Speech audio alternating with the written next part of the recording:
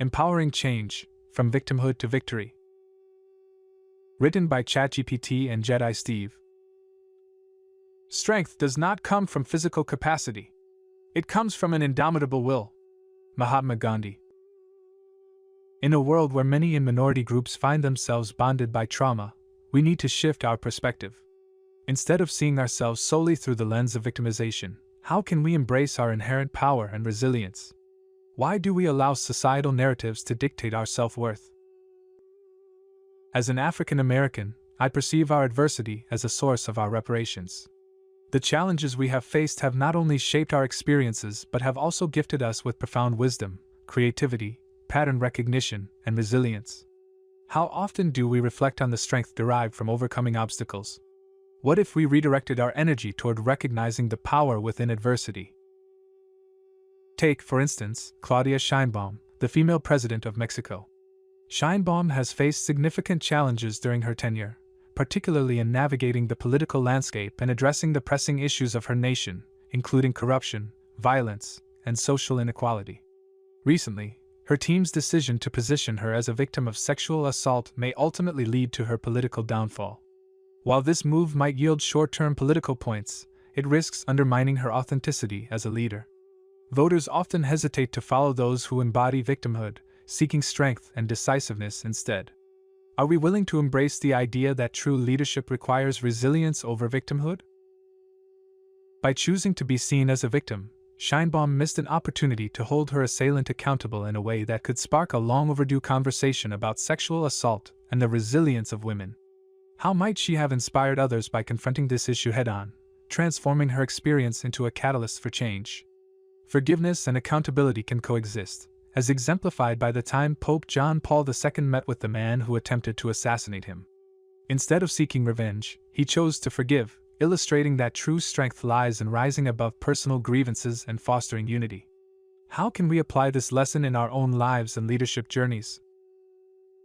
Let's be honest, many men are primarily raised by women. Not only does this shape their worldview, but it also influences societal dynamics. The highest likelihood of incarceration stems from being raised in single-parent households, particularly by single mothers. This statistic highlights the interconnectedness of our struggles and underscores the importance of understanding the broader context. Additionally, it's worth noting that lesbian relationships tend to experience the highest rates of domestic violence. Why is it that we often overlook these realities while discussing issues of power and victimization? Are we willing to engage in conversations that address these complexities rather than perpetuating cycles of blame? When we observe the ongoing struggle for representation, particularly in politics, we must ask ourselves, what are we truly believing about our capabilities? The underrepresentation of women in powerful roles, such as the presidency, signals a deeper issue. It's not merely about the candidates, it's about the collective mindset that still perceives men as more powerful. Are we reinforcing these beliefs or challenging them?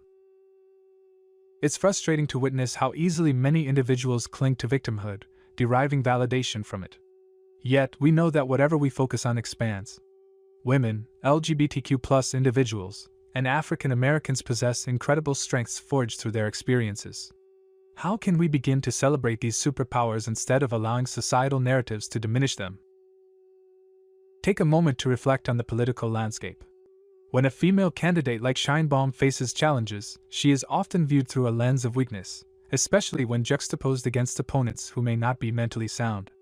However, history has shown that those who have navigated adversity often emerge as the strongest leaders. Can we not see that toughness, resilience, and the ability to rise above circumstances are hallmarks of true leadership? In today's discourse, many groups seem eager to point fingers rather than hold themselves accountable. Why is accountability seen as a burden instead of a badge of honor? We must acknowledge that many men, raised by women, are also products of complex dynamics, which often result in societal challenges. As we navigate these discussions, let's remember the importance of shared responsibility. The man who assaulted the female candidate must certainly be held accountable, but what about the structures and narratives that enable such behavior? Choosing to be seen as a victim is a courageous act, yet society often struggles to follow a leader who embodies that role. How can we redefine leadership to encompass both vulnerability and strength? In conclusion, let us shift our focus from victimhood to empowerment. By embracing our experiences, including the unique wisdom gained from adversity, we can inspire heart-centered actions that lead to meaningful change. Are we ready to step into our power and redefine the narratives that shape us?